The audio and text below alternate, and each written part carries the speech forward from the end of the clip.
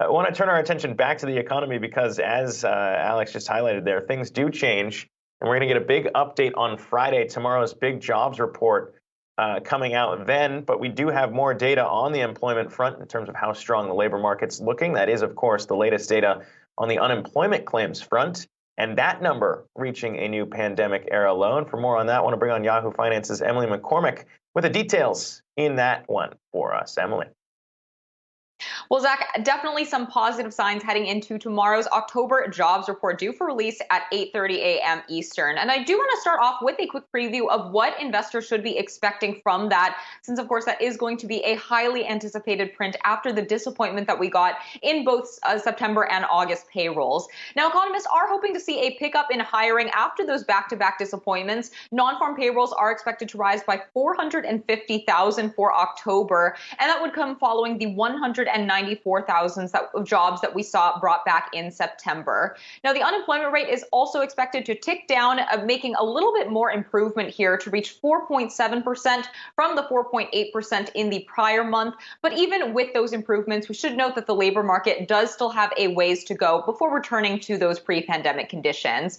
Now, of course, the unemployment rate had been at a 50-year low of 3.5% back in February 2020. And to give a little bit more context, the economy has still shed a net total of over 5 million jobs since the pandemic first meaningfully impacted the economy back in March of 2020. Then one other key metric that economists will be looking for in tomorrow's report will be on average hourly wages. Now, we've heard that compensation costs have been going up across a broad range of companies as they try to compete for workers with those job openings near a record high. And economists are expecting to see those average hourly earnings grow by 4.9% over last year in tomorrow's report, up from the 4.6% annual rate in September. Now, as you were alluding to, Zach, we did get a number of upbeat labor market data points heading into this report.